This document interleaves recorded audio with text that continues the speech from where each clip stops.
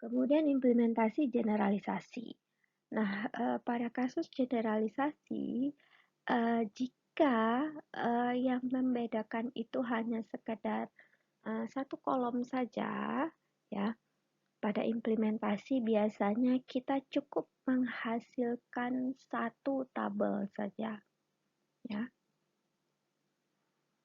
Jadi jika misalnya pada generalisasi yang membedakan antara subentitas yang satu dengan subentitas yang lain, jika yang membedakan itu hanya satu atribut saja, ya, satu atribut saja pembedanya, maka hasil tabelnya itu cukup satu saja.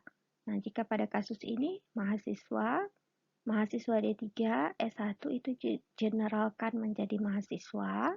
Nah, yang membedakan itu sebetulnya hanya jenjangnya saja, D3 dengan S1.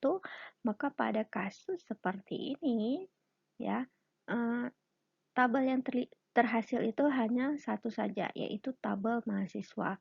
Hanya nanti perlu ada tambahan kolom yang akan mewakili generalisasi tersebut. Nah, hasilnya seperti ini. Nah, ini dia hasilnya. Ya. NIM, nama, alamat, tanggal lahir. Nah, kemudian di sini yang membedakannya ada program studi. Nah, berikutnya implementasi relasi satu ke satu. Ya, satu ke satu. Nah, relasi dengan derajat satu ke satu yang menghubungkan dua buah entitas, ya, atau yang kita katakan sebagai derajat biner, akan direpresentasikan dalam bentuk penambahan atau penyertaan atribut kunci dari salah satu tabel menjadi foreign key pada tabel relasinya. Nah, namun di sini ada beberapa syarat tambahan, ya. Jadi istilahnya kalau satu ke satu itu ada penambahan atribut kunci, ya, sebagai foreign key pada tabel relasinya. Nah, syarat tambahannya seperti ini. Jika dua entitas yang terlibat itu sama-sama berpartisipasi total, ya, ingat kembali partisipasi total atau mandatory, ya, jadi maknanya dua entitas tersebut itu sama-sama mandatory, atau kedua-duanya itu sama-sama optional atau sebagian. Nah, maka kita bisa memilih salah satu atribut kunci sebagai foreign key pada tabel relasinya. Jadi kita bisa milih salah satu jika kedua entitas yang terlibat itu mandatory atau optional. Namun jika salah satu entitas berpartisipasi sebagian, nah ini cuma salah satunya saja yang optional, ya, cuma salah satu yang optional, maka entitas yang optional yang akan ditambahkan foreign key dari atribut kunci pada entitas yang total. Ya, jadi jika salah satu entitas berpartisipasi sebagian optional, maka entitas yang optionalnya yang akan ditambahkan foreign key dari atribut kunci pada entitas yang total. Jadi istilahnya entitas yang optional yang akan kita tambahkan. Nah, di sini ada contoh mahasiswa mempunyai orang tua. Nah, namun pada contoh ini sebetulnya langsung terlihat bahwa orang tua ini entitas lemah. Jadi berdasarkan aturan sebelumnya, kalau entitas lemah itu nanti akan disertakan foreign key dari entitas kuatnya. Jadi kebetulan di sini juga relasi satu ke satu, jadi sesuai ya aturannya. Nah, hasilnya seperti ini. Jadi ada tambahan foreign key NIM pada tabel orang tua.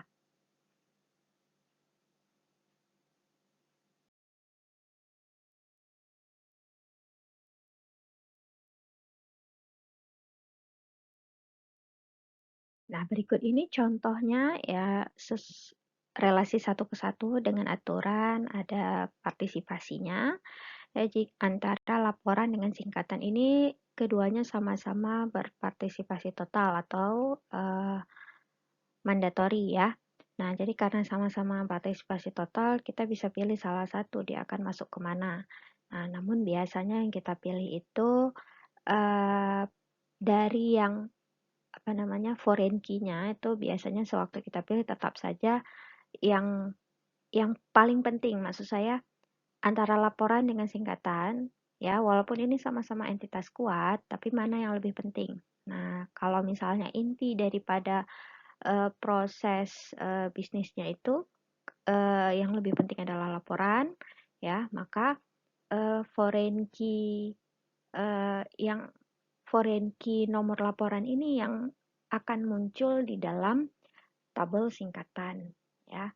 Sama juga seperti di sini ada relasi antara engineer dengan desktop.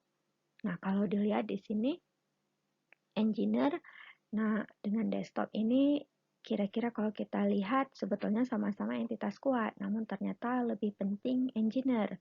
Nah, jadi foreign key ID pegawai yang kita masukkan ke dalam tabel desktop.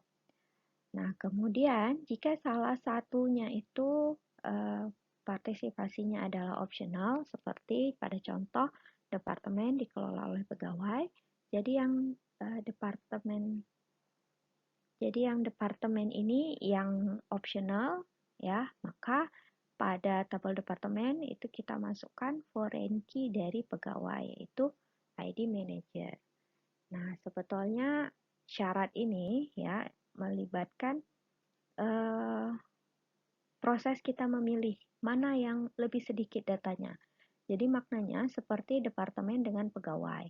Ya, sebetulnya kalau mau kita tambahkan foreign key nomor departemen pada pegawai itu juga boleh sebetulnya. Nah, namun nanti akan sangat banyak kolom maksudnya nomor departemen yang dikelola itu akan sangat banyak yang memiliki nilai nol, ya. Jadi karena banyak yang memiliki nilai nol, ya sebaiknya tidak kita gunakan, ya. Kita gunakan yang datanya itu lebih sedikit. Nah, misalnya departemen ini kan lebih sedikit daripada pegawai jumlahnya. Anggaplah pegawainya 100, departemennya kan nggak mungkin sampai 100, ya paling sekitar 5 atau tidak lebih dari 10. Nah, jadi maknanya eh, departemen tadi ya kita masukkanlah ID manager ke dalamnya. Berikutnya adalah implementasi relasi 1 ke N, one to many, yang menghubungkan dua buah entitas juga akan direpresentasikan dalam bentuk penambahan atau penyertaan atribut kunci dari himpunan entitas yang berderajat 1 ke tabel entitas kedua yang berderajat N.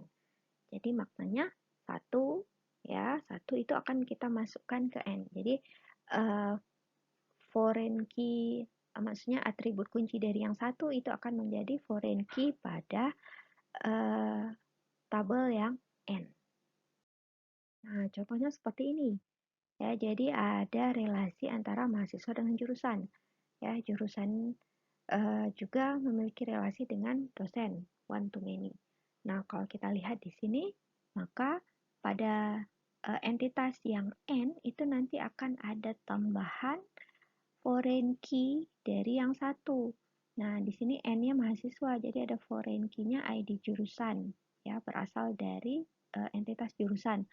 Sama juga pada dosen, ya dosen ini nanti akan ada tambahan foreign key ID jurusan, juga berasal dari jurusan.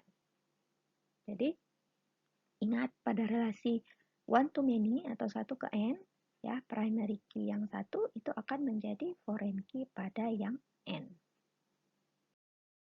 Kemudian implementasi relasi many to many atau M ke N, ya, yang menghubungkan dua buah entitas ini akan diwujudkan dalam bentuk tabel bantuan.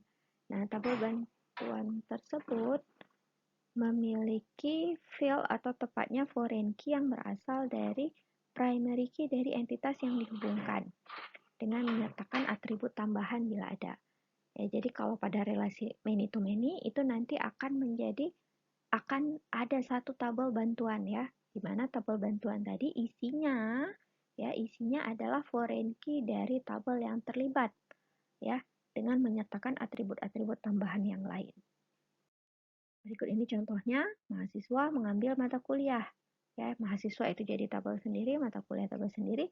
Nah, kemudian ambil ini yang merupakan tabel bantuannya, di mana dia terdiri dari foreign key dari tabel yang terlibat. Ya, jadi ada di sini NIM, kode MK dari foreign key dari mata kuliah, dan ada atribut tambahannya yaitu nilai.